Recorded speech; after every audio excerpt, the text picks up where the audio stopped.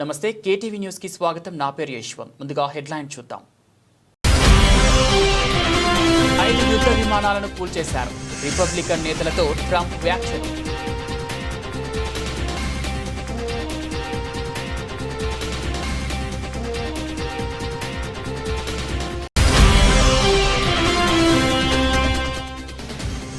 వచ్చే వారం యూకే పర్యటనకు మోదీ.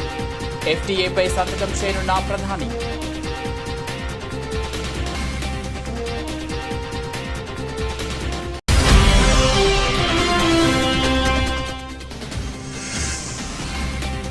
వీసా సంక్షోభం. అమెరికాలో భారీగా తగ్గిన భారతీయ విద్యార్థుల సంఖ్య.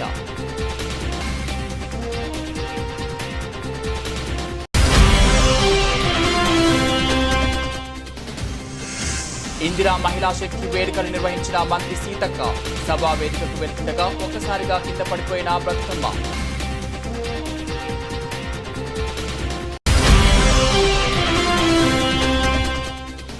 ఎంపీగా గెలిపిస్తే పాలమూరు ప్రాంతానికి ద్రోహం చేశారన్న ముఖ్యమంత్రి. 10 ఏళ్ల పాలనలో పాలమూరు ప్రాంతానికి ఏమీ చేయలేదని విమర్శ.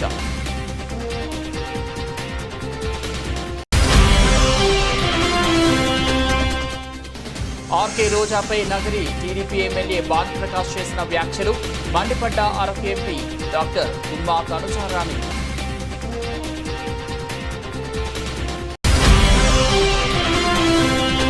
మల్కాజ్గిరిలో పిచ్చి కుక్కలు బాగా పెరిగాయి. ఏ ఒక్క పోలీస్ అధికారిని వదిలిపెట్టేది లేదని BRS working president KTR warning.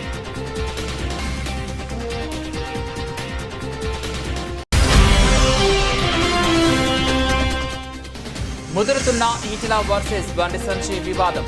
Bandi Sanjay మీద తీవ్ర స్థాయిలో విరుచుకుపడ్డ ఈటెల రాజేందర్.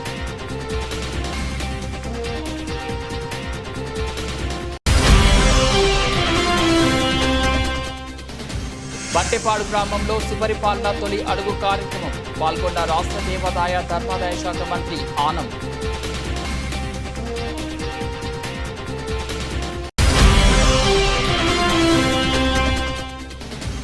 ప్రభుత్వం చెల్లించాల్సిన బకాయిలను తక్షణమే విడుదల చేయాలి. ఎస్ఎఫ్ఐ రాష్ట్ర ఉపాధ్యక్షులు ధనియాలకుల శ్రీకాంత్ వర్మ డిమాండ్. ట్రంప్ ఎవరిని ఉద్దేశించి ఆ వ్యాఖ్యలు చేశారో స్పష్టంగా తెలియదు. కానీ ఆపరేషన్ సింధూర్ సమయంలో ఈ ఘటన జరిగి ఉంటుందన్న ఉద్దేశం పరోక్షంగా వ్యక్తమవుతుంది. ఏప్రిల్ 22వ తేదీన పహల్గామ్లో ఉగ్రదాడి తర్వాత మే 7వ తేదీన ఆపరేషన్ సింధూర్ చేపట్టిన విషయం తెలిసిందే. ఆ తర్వాత 2 దేశాల మధ్య అతి తీవ్ర ఉద్రిక్తత పరిస్థితులు నెలకొన్నాయి. భారత్కు చెందిన 5 యుద్ధ విమానాలను కూల్చివేసినట్లు పాకిస్తాన్ చెబుతోంది. దాంట్లో 3 ఫ్రెంచ్ నిర్మాత రఫేల్ ఫైటర్లతో పాటు 2 సుఖోయిలు ఉన్నట్లు పేర్కొంటుంది. భారతీయ పైలట్లను కూడా పట్టుకున్నట్లు పాకిస్తాన్ చెబుతున్నా దానికి సంబంధించిన ఆధారాలను మాత్రం ఆ దేశం బహిర్గతం చేయలేదు. యుద్ధ విమానాల కూల్చివేత అంశంలో భారత్ తొలుత ఎటువంటి వ్యాఖ్యలు చేయలేదు. కానీ ఇటీవల త్రివిధ దళాల అధిపతి అనిల్ చౌహాన్ మాత్రం కొన్ని వ్యాఖ్యలు చేశారు. భారతీయ వైమానిక దళానికి చెందిన యుద్ధ విమానాలను కోల్పోయినట్లు ఆయన పేర్కొన్నారు. కానీ పాకిస్తాన్ చెబుతున్నట్లు 6 విమానాలను కోల్పోలేదన్నారు. అయితే సంఖ్యను మాత్రం ఆయన కూడా వెల్లడించలేదు. సంఖ్య ముఖ్యం కాదు అని, ఎందుకు ఎలా వాటిని కూల్చేశారు, ఆ తర్వాత ఎలా తిప్పికొట్టామన్న అంశాన్ని ఆలోచించాలన్నారు. And these were serious you had India, Pakistan, that was going. In fact, planes were being shot out of there. 4 or 5, but I think 5 jets were shot down actually. And Lindsay, that was getting worse and worse, wasn't it? That was looking like it was going to go. These are 2 serious nuclear countries, and they were hitting each other. You know, it seems like a new form of warfare. You saw it recently when you look at what we did in Iran, where we knocked out their nuclear capability, totally knocked out. That's going to be gone for a long time.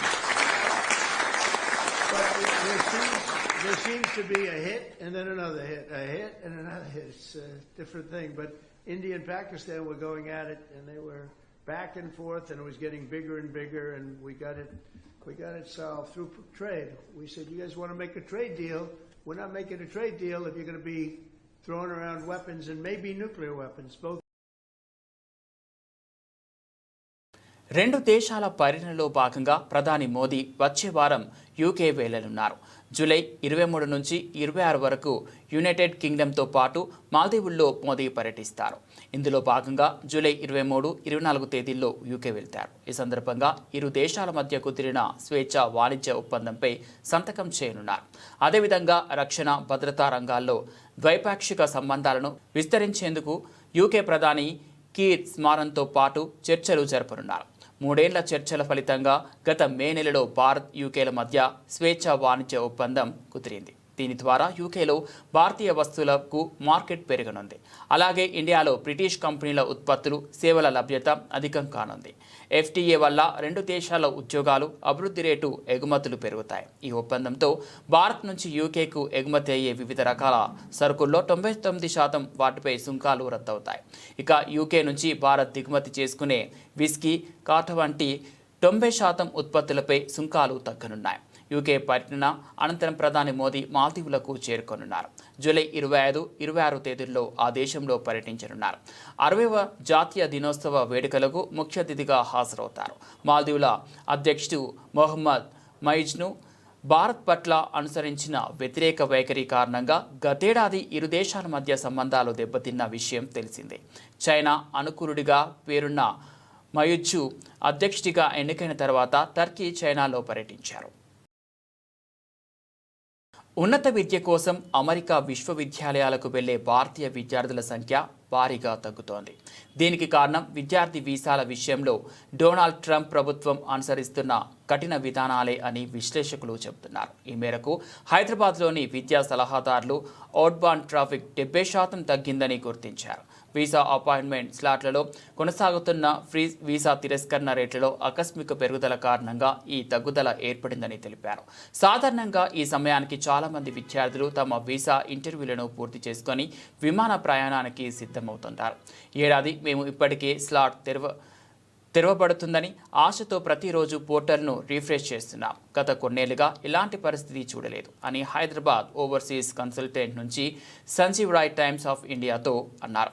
Visa స్లాట్లను దశల వారీగా విడుదల చేస్తామని America అధికారులు హామీ ఇచ్చారు. అయితే ఈ విషయంలో ఇప్పటివరకు చాలా అస్పష్టత ఉంది. దీనివల్ల విద్యార్థులు ఆందోళన చెందుతున్నారు. అంతేకాకుండా స్లాట్లను బుక్ చేసుకోగలిగిన విద్యార్థులు కన్ఫర్మేషన్ పొందలేకపోయారని విండో ఓవర్సీస్ ఎడ్యుకేషనల్ కన్సల్టెన్సీకి చెందిన అంకిత్ జైన్ అన్నారు. ఫలితంగా విద్యార్థులు విద్య కోసం ఇతర దేశాలను అన్వేషిస్తున్నారని ఆయన పేర్కొన్నారు.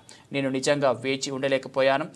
అయితే నేను ఒక ఏడాది కోల్పోతాను. ఈ సమయంలో ఇది ఒక ముగింపులా కనిపిస్తోంది. అందుకే నేను నా దరఖాస్తును ఉపసంహరించుకోవాలని నిర్ణయించుకున్నాను అని 23 ఏళ్ల ఓ విద్యార్థి తెలిపాడు. తాను ఇప్పుడు ఆటోమేటివ్ ఇంజనీరింగ్లో మాస్టర్స్ కోసం జర్మనీని ఎంచుకున్నట్లు సదరు విద్యార్థి పేర్కొనడం జరిగింది. కాగా గతేడాది భారత్ 3.3 లక్షల మంది విద్యార్థులు అమెరికాకు పంపించి చైనాను అధిగమించింది. విదేశాంగ మంత్రిత్వ శాఖ డేటా ప్రకారం 2024 జనవరి 1 నాటికి 11.6 లక్షలకు పైగా భారతీయ విద్యార్థులు విదేశాలలో ఉన్నత విద్యా సంస్థలలో చదువుతున్నారు. ఇదే సమయంలో యూరప్ను గమ్యస్థానంగా మార్చుకునే వారి సంఖ్య క్రమంగా పెరుగుతోందని విశ్లేషకులు తెలిపారు. ములుగు జిల్లా కేంద్రంలోని గిరిజన భవనంలో ఇందిరా మహిళా శక్తి వేడుకలు మంత్రి సీతక్క నిర్వహించారు. సీతక్కకు స్వాగతం పలికే క్రమంలో కూరగాయలతో పేర్చిన బతుకమ్మను మహిళా సంఘం సభ్యులు ఆమెకు అందించారు. బతుకమ్మను నెత్తి మీద పెట్టుకుని సభా వేదికకు వెళ్తుండగా ఒక్కసారిగా కింద పడిపోయారు. నా నెత్తిన ఉన్న బతుకమ్మ కింద పడిపోతే అపచారం జరిగిందని ట్రోలింగ్ చేస్తున్నారని మంత్రి సీతక్క మండిపడ్డారు. అక్కడ ఒక తట్టలో కూరగాయలు పట్టుకొచ్చి పెట్టారు. నా మనోళ్ళు నెట్టుకుంటూ ఎవరో చెయ్యిట్లు వేసారు. అది కింద పడితే టీఆర్ఎస్ వాళ్ళకి ఏం కనపడలే పాపం. కూరగాయల తట్ట బతుకమ్మ రూపం అంటే అట్లా పేర్చుకున్నారు కూరగాయలను. దాన్ని కూడా ఏదో అయింది, అపచారం అయింది. అందరు లేడీస్ ఉన్నారు. నేను మంత్రినే, కానీ వాళ్ళ లెక్క దొరసాల లెక్క నేను అందరిని దూరం కొట్టి పోయేటోళ్ళం కాదు. అందరిలో కలిసిపోతుంటే ఎవరో ఒక తల్లి ఇట్లా చేయాలి. అది కూరగాయలు, మరి టమాటా ఉంది, అలా పచ్చిమిరపకాయలు ఉన్నాయి, వంకాయలు ఉన్నాయి. ఇవన్నీ జారయా బతుకమ్మ పువ్వు లెక్క పెడితేనే బాగుంది. సరే ఎవరో ఒక పేర్చుకొచ్చిందని వాళ్ళు నా నెత్తిగా పెట్టిర్రు. అది కొద్దిగా పైన ఊడిపోయింది. దాన్నే పెద్దగా చేసి చూపించుకుంటారు. ఇక వాళ్ళకి ఏమన్నా మైండ్ ఉందా? మరో 10 ఏళ్లు ఈ పాలమూరు బిడ్డనే ముఖ్యమంత్రిగా ఉంటాడు. తెలంగాణలో ఈరోజు అందరూ బాగుపడుతుంటే ఇక మమ్మల్ని ఎవరు అడుగుతారని కేసీఆర్ దుఃఖపడుతున్నాడు. కానీ కేసీఆర్ శాపగ్రస్తుడు. నీ దుఃఖం 10 ఏళ్ల వరకు అలాగే ఉంటుంది. ఆ దుఃఖం పెరిగి పెద్దదై భూతమై నిన్ను కబిలిస్తుంది తప్ప నీకు విముక్తి లేదు కేసీఆర్. నీ కళ్ళ ముందే తెలంగాణ అభివృద్ధి చెందుతుంది. ఆ బాధ్యత మేం తీసుకుంటామని తెలంగాణ ముఖ్యమంత్రి రేవంత్ రెడ్డి అన్నారు. నాగర్ కర్నూలు జిల్లా కొల్లాపూర్ మండలం చటుప్రోలులో యంగ్ ఇండియా ఇంటిగ్రేటెడ్ రెసిడెన్షియల్ పాఠశాలకు ఆయన శంకుస్థాపన చేశారు. ఈ సందర్భంగా ఆయన మాట్లాడుతూ పాలమూరు ప్రజలు కేసీఆర్ను అక్కున చేర్చుకొని ఎంపీగా గెలిపిస్తే ఆయన ఈ ప్రాంతానికి ద్రోహం చేశారని ఆగ్రహం వ్యక్తం చేశారు. తెలంగాణకు ఉమ్మడి రాష్ట్రంలో కంటే కేసీఆర్ హయాంలోనే ఎక్కువ అన్యాయం జరిగిందని ముఖ్యమంత్రి విమర్శించారు. వెనుకబడిన కొల్లాపూర్ ప్రాంతానికి ప్రభుత్వం అండగా ఉంటుందని హామీ ఇచ్చారు. 10 ఏళ్ల హయాంలో పాలమూరు ప్రాంతానికి ఏమీ చేయకుండా ఇప్పుడు ఈ ప్రాంతాన్ని చూస్తే దుఃఖం వస్తోందని కేసీఆర్ అనడం విడ్డూరమని అన్నారు. కాంగ్రెస్ హయాంలో పాలమూరు పచ్చగా మారుతుంటే కేసీఆర్కు దుఃఖం వస్తుందని చురుక అంటించారు. పాలమూరు అంటే కేసీఆర్కు చిన్న చూపు అని, అయినప్పటికీ ఆయనకు మద్దతిస్తున్న ఈ జిల్లా నేతలు శ్రీనివాస్ గౌడ్, నిరంజన్ రెడ్డిలకు సిగ్గుండాలని ఘాటు వ్యాఖ్యలు చేశారు. బీఆర్ఎస్ ప్రభుత్వం తన 10 ఏళ్ల పాలనలో పాలమూరు రంగారెడ్డి ఎత్తిపోతల పథకాన్ని ఎందుకు పూర్తి చేయలేదో చెప్పాలని నిలదీశారు. జిల్లాకు చెందిన వివిధ ప్రాజెక్టులను పక్కన పెట్టారని ఆరోపించారు. కానీ ఒక్క కాళేశ్వరం ప్రాజెక్టు కోసం మాత్రం 1,00,000 కోట్ల రూపాయలు ఖర్చు చేశారని గుర్తు చేశారు. అది కూడా 2019లో కడితే 2023లో కూలిపోయిందని విమర్శించారు. 1994 నుంచి 10 ఏళ్ల తెలుగుదేశం అధికారంలో ఉందని, 2004 నుంచి 10 ఏళ్లు కాంగ్రెస్, 2014 నుంచి 2023 డిసెంబర్ వరకు బీఆర్ఎస్ అధికారంలో ఉందని గుర్తు చేశారు. అయితే 2034 వరకు పాలమూరు బిడ్డ తెలంగాణకు ముఖ్యమంత్రిగా ఉంటాడని కేసీఆర్ గుర్తు పెట్టుకోవాలని అన్నారు. దీనిని కేసీఆర్ తన గుండెల మీద రాసుకోవాలని పేర్కొన్నారు. చంద్రబాబు నాయుడు గారికి విజ్ఞప్తి చేస్తున్నా, రాయలసీమ లిఫ్ట్ ఇరిగేషన్ 3 టీఎంసీలు రోజుకు తరలించే ప్రాజెక్టును మీరు రద్దు చేసి మీ ఉదారత్వం ప్రదర్శించండి. మీరు 2 రాష్ట్రాలను సమానంగా తెలుగు వాళ్ళని అభివృద్ధి చేయాలన్న ఆలోచనతో ఉన్నది నిజమైతే రాయలసీమ లిఫ్ట్ ఇరిగేషన్ ప్రాజెక్టును రద్దు చేయండి. పాలమూరు రంగారెడ్డి ఎత్తిపోతల డిండి ప్రాజెక్టు, కల్వకుర్తి ప్రాజెక్టు, భీమా ప్రాజెక్టు, నెట్టెంపాడు ప్రాజెక్టు, కోయిల్ సాగర్ ప్రాజెక్టులను పూర్తి చేయడానికి మీరు ఉదారంగా ముందుకొచ్చి మాకు సహకరించండి. మా పాలమూరు బిడ్డలు కృతజ్ఞత ఉన్నవాళ్ళు మీ మేలు. ఆర్కే రోజాపై నగరి టీడీపీ ఎమ్మెల్యే భానుప్రకాష్ చేసిన వ్యాఖ్యలు సభ్య సమాజం తలదించుకునేలా ఉన్నాయి. 3 సార్లు ఎమ్మెల్యే, 1 సారి మంత్రిగా కూడా పనిచేసిన ఆర్కే రోజా గారిపై ఇలాంటి వ్యాఖ్యలు చేయడాన్ని తీవ్రంగా ఖండిస్తున్నా. వైఎస్ఆర్సీపీ మహిళా నేతపై ఇలాంటి వ్యాఖ్యలు చేస్తే మీ టీడీపీ అధిష్టానం మిమ్మల్ని మెచ్చుకోవచ్చు, కానీ ప్రజలు చీకొడతారనే విషయాన్ని మర్చిపోవద్దని అరకు ఎంపీ డాక్టర్ గుమ్మా తనుజారాణి ఆరోపించారు. అందరికీ నమస్కారం. నగరి నియోజకవర్గ ఎమ్మెల్యే గారైన భానుప్రకాష్ గారు రోజా గారి మీద చేసిన వ్యాఖ్యలు సభ్య సమాజాన్ని తలదించుకునే విధంగా ఉంది. సంస్కృతి సంప్రదాయాల్ని భ్రష్టు పట్టించే విధంగా ఒక మహిళ మీద ఇట్లాంటి వ్యాఖ్యలు చేయడం నిజంగా బాధాకరం.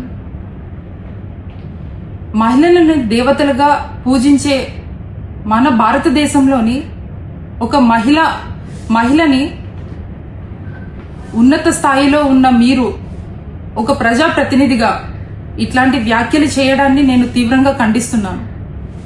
ఆర్కే రోజా గారు 100కి పైగా సినిమాలు చేసి ఎన్నో అవార్డులను తెచ్చుకొని ఆంధ్రప్రదేశ్లోనే కాక మిగతా రాష్ట్రాలలో కూడా అభిమానులను సంపాదించి ప్రజలకు సేవ చేయాలని రాజకీయాల్లోకి వచ్చి 3 సార్లు ఎమ్మెల్యేగా, మంత్రిగా ఎన్నో మంచి పనులు చేసి ప్రజలను ఆదరణ గెలుచుకున్న వ్యక్తిగా ఈరోజు ఉన్నారు. అట్లాంటి వ్యక్తి మీద మీరు ఇలాంటి వ్యాఖ్యలను చేయడం నేను తీవ్రంగా ఖండిస్తున్నాను. ఇట్లాంటి వ్యాఖ్యలు చేస్తే, ఇలా అవమానిస్తే మీ అధిష్టానం మిమ్మల్ని మెచ్చుకుంటుంది అనుకుంటున్నారేమో, కానీ మిమ్మల్ని ఓటేసి గెలిపించిన ప్రజలు చీకొట్టే పరిస్థితి ఉందని మీరు గమనించలేకపోతున్నారు. తక్షణమే మీకు మహిళల అంటే ఏమాత్రమైన గౌరవం ఉంటే ఈరోజు మీరు రోజా గారి మీద చేసిన వ్యాఖ్యలను వెనక్కి తీసుకొని మల్కాజ్గిరిలో పిచ్చి కుక్కలు బాగా పెరిగాయి. మెడ మీద తలకాయ ఉన్న ఎవడైనా మల్కాజ్గిరి చౌరస్తాలో గూండాలను తీసుకొచ్చి గంటసేపు ట్రాఫిక్ జామ్ చేసి బస్తీ మే సవాల్ అంటూ చిల్లర రాజకీయం చేస్తాడా? మా ఎమ్మెల్యేలను అరెస్ట్ చేయడం, మా నాయకులను హౌస్ అరెస్ట్ చేయడం తప్ప కాంగ్రెస్ గుండాలను నియంత్రించే దమ్ము పోలీసులకు లేదా? అధికారం ఎవడి అబ్బ సొత్తు కాదు, శాశ్వతం కాదు. మళ్ళీ మా టైం వస్తుంది. ఇవాళ కాంగ్రెస్ పార్టీకి కట్టు బానిసల్లా పనిచేస్తున్న అధికారులను రేపు మళ్ళీ మా ప్రభుత్వం వచ్చాక ఏం చేయాలో రాసి పెట్టుకుంటాం, ఖచ్చితంగా చేసి చూపెడతామని హెచ్చరిస్తున్నా. అధికార పార్టీకి తొత్తులుగా కట్టు బానిసల్లాగా ఏకపక్షంగా పనిచేస్తున్న ఏ ఒక్క పోలీస్ అధికారిని వదిలిపెట్టేది లేదని BRS working president KTR warning ఇచ్చారు. నిజంగానే నిన్న మొన్న ఎవరు అంటే నేను నమ్మలేదు. హైదరాబాద్ లో పిచ్చి కుక్కలు విరిగిపోయినాయి, కానీ ముఖ్యంగా మల్కాజ్గిరిలో పిచ్చి కుక్కలు బాగా విరిగినట్టున్నాయి. లేకపోతే ఎవడన్నా మెడ మీద తలకాయనోడు గంట సేపు వచ్చి మల్కాజ్గిరి చివరస్తాల గుండగాలను వేసుకొచ్చి గంట సేపు ఇక్కడ ట్రాఫిక్ జామ్ చేస్తూ నేను ఇక్కడికి వచ్చినా నువ్వు రా అని చెప్పి బస్తీ మీద సవాల్ అని చెప్పి చిల్లర రాజకీయం చేస్తుంటే ఏం చేస్తున్నది పోలీస్ యంత్రాంగం అని నేను అడుగుతున్నా. మా ఎమ్మెల్యేలను అరెస్ట్ చేసుడు కాదు, మా నాయకులను హౌస్ అరెస్ట్ చేసుడు కాదు, ఏం చేస్తున్నారు మీరు ఈ గుండాగాళ్లకు నియంత్రించడానికి నేను అడుగుతా ఉన్నా. ఇలా ఒకటే మాట నేను అనేది, అసలు ఏమి అధికారం ఉన్నది కాంగ్రెస్ పార్టీ నాయకులకు మల్కాజ్గిరిలో? ఇవాళ ఇక్కడ ఎమ్మెల్యే గారు బీఆర్ఎస్ పార్టీ నుంచి ఉన్నారు, గౌరవ కార్పొరేటర్లు ఉన్నారు, సబితా అనిల్ కిషోర్ గాని, మా సోదరి విజయశాంతి శ్రీనివాస్ రెడ్డి గాని, మా వాళ్ళందరూ ఉన్నారు. వాళ్ళందరూ ఏ ప్రోగ్రాంకి పోయినారు? దేవుడికి గుళ్లకు చెక్కులు ఇచ్చే కార్యక్రమానికి పోతే అది కూడా కావాల్సుకొని మీ అడ్డాల పెట్టుకొని ఆడ వీరికి పందలైన మీ అనుచరులను పెట్టి గుండగాలను పెట్టి మా వాళ్ళ మీద దాడి చేయించి ఏం చేయదలుచుకున్నారని నేను అడుగుతా ఉన్న కాంగ్రెస్ పార్టీ నాయకులను, ఈ చిల్లర గుండగాలను.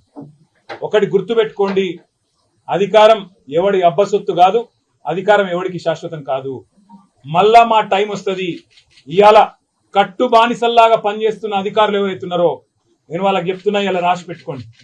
రేపు మళ్ళా మా ప్రభుత్వం వచ్చినాక మిమ్మల్ని ఒక్కొక్కరిని ఏం చేయాలో రాసి పెట్టుకుంటున్నాం, చేసి చూపెడతామని చెప్పి కూడా నేను విజ్ఞప్తి చేస్తా ఉన్నా. మీరు కట్టు బానిసల్లాగా పనిచేసి ఇవాళ మా రాము యాదవ్ మీద 1 కాదు 2 కాదు 7 ఎఫ్ఐఆర్లు చేసిండ్రు. జగదీష్ గౌడ్ మీద చేసిండ్రు, చిన్న యాదవ్ మీద చేసిండ్రు, మా సబితమ్మ మీద, మా కార్పొరేటర్ గారి మీద దాడి చేసి ఇవాళ వారిని కూడా గాయపరిచింది. ఇదేనా రాజకీయం? ఇదేనా హైదరాబాద్ ప్రజలు కోరుకున్నది మీ నుంచి? మీకు దమ్ముంటే చేతనైతే మాకంటే ఎక్కువ అభివృద్ధి చేయండి, హైదరాబాద్ లో చేసి చూపెట్టి ప్రజల మనసు గెలవండి. అంతేగాని గూండగాల లెక్క మల్కాజ్గిరి చివరస్తాలో కూర్చుంటాం, వచ్చినాం ఇక రా నువ్వు కూడా అని బస్తీ మీద సవాలని చిల్లర రాజకీయం చేస్తే హైదరాబాద్ ప్రజలు ఎన్నటికీ కూడా హర్షించరు. అందులో ముఖ్యంగా మల్కాజ్గిరి చాలా మంది విద్యాధికులు, విద్యావంతులు దేశంలోని వివిధ ప్రాంతాల నుంచి ఇక్కడికి వచ్చి ఉద్యోగాల కోసం, మిలిటరీలో పనిచేయడం కోసం, ఇంకా వేరే మరి పరిశ్రమల్లో పనిచేయడం కోసం ఇక్కడ వచ్చి స్థిరపడ్డ వాళ్ళు. రేపు నా మనుషులే సర్పంచ్గా, వార్డు మెంబర్లుగా ఉంటారు. ఈటెల వర్గానికి టికెట్లు ఇవ్వను అని బండి సంజయ్ చేసిన వ్యాఖ్యలకు కౌంటర్ ఇచ్చిన ఈటెల రాజేందర్. సంజయ్ మీద తీవ్రస్థాయిలో విరుచుకుపడ్డ ఈటెల, నేను శత్రువుతో కొట్లాడతా, కడుపులో కత్తులు పెట్టుకొని కౌకిలించుకోను అంటూ సెటైర్ వేశారు. రేపటి గెలుపుకు సంకేతం ఇచ్చే అడ్డ ఇలా షామిల్పేట అడ్డ. దాన్ని పట్టుకొని వాడు సైకోనా, శాడిస్టా, వాడు మనిషా, పశువా, వాడు ఏ పార్టీలో ఉన్నాడు, వాడు ఎవరి అండతో ఆ ధైర్యం చేస్తున్నాడు, వాడిని ఎంచుకోవాలి. కానీ బీ కేర్ఫుల్ కొడుక, బీ కేర్ఫుల్. మేము శత్రువుతో కొట్లాడతాం, కానీ కడుపుల కత్తులు పెట్టుకొని కావలించుకునే సంస్కృతి మా రక్తం లేదు కొడుక, నా రక్తం లేదు. ఇవాళ మీరు ఎవడెవడు సోషల్ మీడియాలో పెడుతున్నారో, ఏమేమి రెచ్చగొడుతున్నారో, ఏమేమి చేస్తున్నారో మొత్తం పైకి పంపించే ప్రయత్నం చేస్తా. నేను అనుకుంటున్నా సంస్కారం ఉందని, సభ్యత ఉందని ఇట్లాంటి వాటిని అరికడతానని చెప్పి భావిస్తున్నా. అరికట్టకపోతే నష్టపోయేది ఎవరో అర్థం చేసుకోండి. మీరు నష్టం మాకు కాదు, మాకు ఏం తక్కువ ఉంది? అసలు మీరు ఎవరు? అసలు నీ శక్తి ఏంది, నీ యుక్తి ఏంది, నీ చరిత్ర ఏంది, మా చరిత్ర ఏందిరా? 2002లో వచ్చిన నా జిల్లాకి, 2002లో వచ్చిన నా జిల్లాకి 2 సార్లు నేను జిల్లా పార్టీ అధ్యక్షుడిగా పనిచేసిన, నేను 2 సార్లు జిల్లా మంత్రిగా పనిచేసిన. నేను నా అడుగు పడని గ్రామాలు లేవు కరీంనగర్ జిల్లాలో. ఉమ్మడి కరీంనగర్ జిల్లాలో నా అడుగులు పడని గ్రామాలు లేవు. ఉమ్మడి కరీంనగర్ జిల్లాలో నేను కరీంనగర్లో ఉంటే పొద్దున ఉదయం పొయ్యి ముట్టిస్తే రాత్రి 12 గంటలకు కూడా ఆ పొయ్యి ఆరిపోయేది కాదు. ఒక్క హుజరాబాదు, ఒక కమలాపూర్ వచ్చిన వాళ్ళు కాదు బిడ్డ, మొత్తం కరీంనగర్ జిల్లా మొత్తం వచ్చేది. పక్క పంటున్న జిల్లాలు కూడా అప్పుడప్పుడు వచ్చిపోయేది. ఇవాళ నేను 2 సార్లు 40 ఫ్లోర్ లేదని చెప్తున్నా అంటే నాకు తెలియని జిల్లా ఉంటుందా? నేను పోని మండలం ఉంటుందా? నేను మాట్లాడినటువంటి జాతులు ఉంటాయా? మీకు మా చరిత్ర తక్కువ తెలుసుకోడుకా మీకు? మంత్రి ఇంటింటికి తిరుగుతూ అందించిన సంక్షేమ పథకాలను వివరిస్తూ అందించబోవు సంక్షేమ పథకాలు తెలియపరుస్తూ ముందుకు సాగారు. ఈ సందర్భంగా మంత్రి ఆనం మాట్లాడుతూ ఆత్మకూరు నియోజకవర్గ పరిధిలో 85,000 ఇళ్లుంటే ఇప్పటికీ 75,000 ఇళ్లకు వెళ్లి సంక్షేమ పథకాల వివరాలను ప్రజలకు వివరించామని తెలిపారు.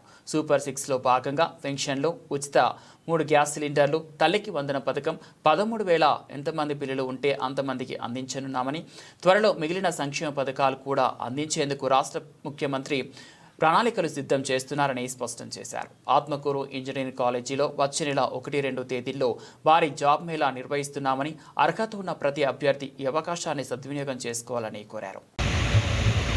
సంవత్సరం రోజుల క్రితం ఆనాడు వచ్చినటువంటి ఎన్నికల్లో ఈ రాష్ట్రంలో గడిచిన 5 సంవత్సరాల్లో ఒక ప్రభుత్వం, ఒక నాయకుడు పరిపాలన సాగింది.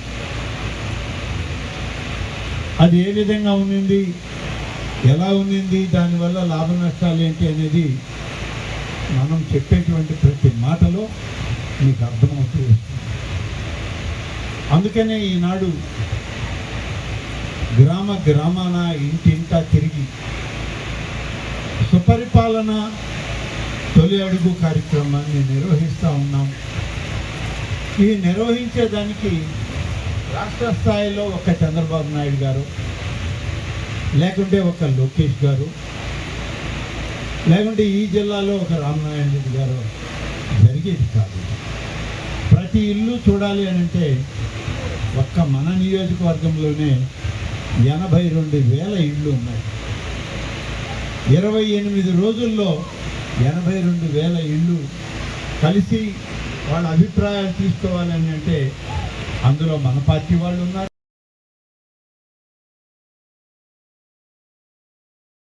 బెస్ట్ అవైలబుల్ పాఠశాలలకు ప్రభుత్వం చెల్లించాల్సిన బకాయిలను తక్షణమే విడుదల చేయాలని ఎస్ఎఫ్ఐ రాష్ట్ర ఉపాధ్యక్షులు ధన్యాకుల శ్రీకాంత్ వర్మ డిమాండ్ చేశారు. ఈ మేరకు బకాయిలు విడుదల చేయాలనే డిమాండ్తో విద్యార్థులతో కలిసి సూర్యాపేటలో నవోదయ స్కూల్ సమీపంలో ధర్నా చేశారు. ఈ సందర్భంగా శ్రీకాంత్ వర్మ మాట్లాడుతూ బెస్ట్ అవైలబుల్ స్కీమ్ ద్వారా 25,000 మంది ఎస్సీ ఎస్టీ విద్యార్థులు చదువుతుండగా 150 కోట్ల మేర రూపాయలు బకాయి ఉన్నాయని తెలిపారు. ఈ మేరకు పాఠశాలల యాజమాన్యాలు పిల్లలను ఇబ్బంది పెడుతున్నాయని, ఇప్పటికైనా రాష్ట్ర ప్రభుత్వం విద్యార్థుల సమస్యలు పరిష్కరించి వారి ఉన్నతికి సహకరించాలని డిమాండ్ చేశారు. రాష్ట్ర వ్యాప్తంగా కార్పొరేట్ స్థాయిలో విద్యను అందిస్తామని చెప్పేసి ప్రభుత్వాలు చెప్తా ఉన్నాయి. దానికి సంబంధించే ఈ రాష్ట్రంలో ఉన్నటువంటి ఎస్సీ ఎస్టీ విద్యార్థులకు బెస్ట్ అవైలబుల్ స్కీమ్ పేరు మీద ఈ రాష్ట్రంలో 237 స్కూళ్లలో విద్యను అందించడం జరుగుతూ ఉన్నది. 237 స్కూళ్లలో పేద బడుగు బలహీన వర్గాలకు చెందినటువంటి ఎస్సీ ఎస్టీ విద్యార్థులు వేలాది మంది చదువుతూ ఉన్నారు. వీరికి రావాల్సినటువంటి 150 కోట్ల రూపాయల వాళ్ళ బకాయిలు, స్కాలర్షిప్స్, నిధులు ఇంతవరకు కూడా ఈ రాష్ట్ర ప్రభుత్వం విడుదల చేయనటువంటి పరిస్థితి ఉన్నది. దీని ద్వారా వేలాది మంది విద్యార్థులు ఇబ్బందులకు గురవుతా ఉన్నారు. యాజమాన్యాలు ఈ బకాయిలు ప్రభుత్వం చెల్లించకపోవడంతో మేము పాఠశాలని నడపలేమని చెప్పేసి చేతులు ఎత్తేస్తున్నటువంటి పరిస్థితి, దుస్థితి ఏర్పడింది. వీరికి భోజనం పెట్టేటటువంటి పరిస్థితి కూడా యాజమాన్యాలకు లేనటువంటి పరిస్థితి, పుస్తకాలు ఇచ్చేటటువంటి పరిస్థితి లేదు. ఈ విద్యార్థులు ప్రభుత్వం ఇచ్చేటటువంటి సహకారంతో చదువుకోవాల్సినటువంటి విద్యార్థులు వందలాది వేలాది రూపాయలు ఫీజులు చెల్లించి చదువుకోవాల్సినటువంటి పరిస్థితి కూడా ఏర్పడింది. యాజమాన్యాలకు కూడా కోట్లలో బకాయిలు ఉండటంతో వాళ్ళు అప్పులు తీసుకొని రాలేక, హాస్టల్స్ మెయింటైన్ చేయలేక ఈ రోజు విద్యార్థులకు లెక్చర్, ఇక్కడ ఉన్నటువంటి టీచర్లకు శాలరీస్ ఇవ్వలేనటువంటి పరిస్థితుల్లో వాళ్ళందరూ కూడా మేము నడపలేమయ్యా, మీ స్కూళ్ళని నడపలేమని చెప్పేసి కూడా చేతులు ఎత్తేయడం జరుగుతూ ఉన్నది. దీని ద్వారా విద్యార్థులందరూ కూడా రోడ్ల మీదకి వస్తున్నటువంటి పరిస్థితి ఉన్నది. ఈ రాష్ట్ర ప్రభుత్వానికి ఏదైనా చిత్తశుద్ధి ఉంటే, దళితుల పట్ల, గిరిజనుల పట్ల చిత్తశుద్ధి ఉంటే ఖచ్చితంగా ఈ విద్యార్థులకు రావాల్సినటువంటి బెస్ట్ అవైలబుల్ స్కీము నిధులని మంజూరు చేయాలని చెప్పేసి తక్షణంగా డిమాండ్ చేస్తా ఉన్నాం. వీళ్ళ జీవితాలతో చెలగాటం ఆడొద్దు. వీళ్ళ చదువుల్ని సాఫీగా సాగే విధంగా ప్రభుత్వం చూడాల్సినటువంటి బంగారం ధర మళ్లీ క్రమంగా పెరుగుతోంది. ₹1,00,000 దగ్గరలో ట్రేడ్ అవుతోంది. గత వారంలో 98,000కు దగ్గరలో ఉన్న 10 గ్రాముల బంగారం ప్రస్తుతం తిరిగి ₹1,00,000 చేరువ అవుతోంది. ఈ నేపథ్యంలో ఈరోజు ఉదయం 6:30 సమయానికి 10 గ్రాముల 24 క్యారెట్ల బంగారం ధర 99,390కి చేరింది. 22 క్యారెట్ల 10 గ్రాముల బంగారం ధర 91,110కి చేరింది. ఢిల్లీలో 24 క్యారెట్ల పసిడి రేటు 10 గ్రాములకు 99,530కి చేరుకోగా 22 క్యారెట్ల గోల్డ్ ధర 10 గ్రాములకు 99,260కి చేరుకుంది. ఇక హైదరాబాద్, విజయవాడలో 24 క్యారెట్ల 10 గ్రాముల బంగారం ధర 99,390కి చేరుకోగా 22 క్యారెట్ల 10 గ్రాముల గోల్డ్ రేటు 91,110కి చేరింది. వెండి ధరలు నిన్నటితో పోల్చుకుంటే 100 మేర తగ్గాయి. ఈ క్రమంలో దేశంలోని ప్రధాన నగరాల్లో ఉన్న బంగారం, వెండి రేట్లను ఇప్పుడే తెలుసుకుందాం. తొలి వన్డే విజయంతో జోష్లో ఉన్న భారత మహిళల జట్టు ఇప్పుడు సిరీస్పై కన్నేసింది. 3 మ్యాచ్ల సిరీస్లో భాగంగా ప్రఖ్యాత లార్డ్స్ మైదానంలో శనివారం ఇంగ్లాండ్తో రెండో వన్డేలో తలపడనుంది.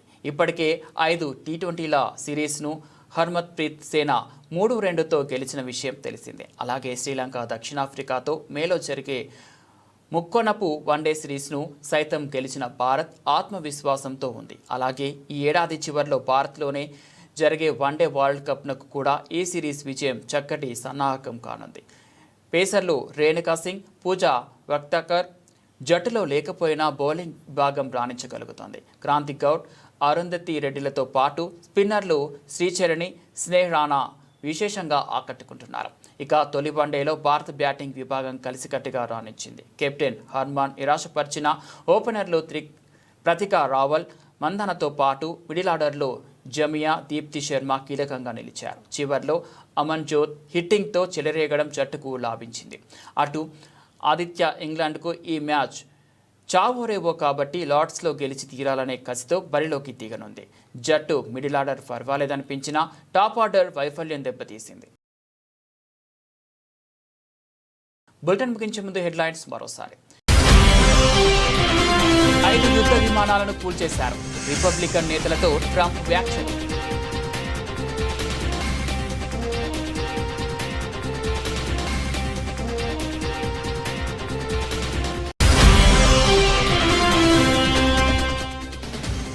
వచ్చే వారం యూకే పర్యటనకు మోదీ.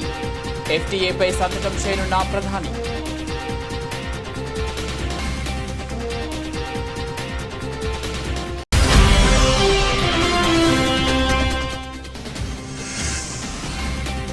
వీసా సంక్షోభం.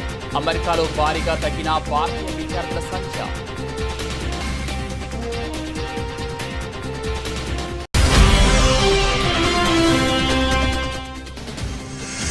ఇందిరా మహిళా శక్తి వేడుకలు నిర్వహించిన మంత్రి సీతక్క. సభా వేదికకు వెళ్తుండగా ఒక్కసారిగా కింద పడిపోయిన బ్రతుకమ్మ.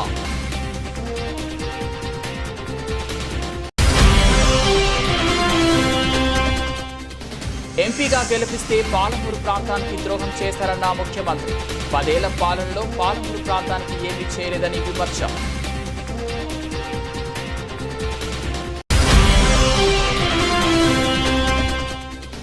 ఆర్కే రోజాపై నగరి టీడీపీ ఎమ్మెల్యే భానుప్రకాష్ చేసిన వ్యాఖ్యలు మండిపడ్డ అరకు ఎంపీ డాక్టర్ ఉమ్మా కనుచారాణి.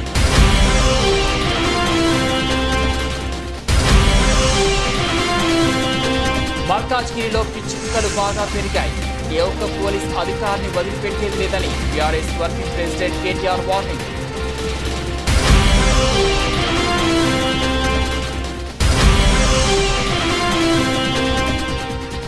ముదురుతున్న ఈటెల వర్సెస్ బండి సంజయ్ వివాదం.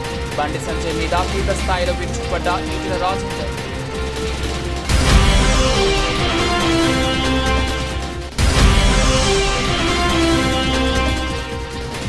పట్టెపాడు గ్రామంలో సుపరిపాలన తొలి అడుగు కార్యక్రమం. పాల్గొన్న రాష్ట్ర దేవాదాయ ధర్మాదాయ శాఖ మంత్రి ఆనంద్.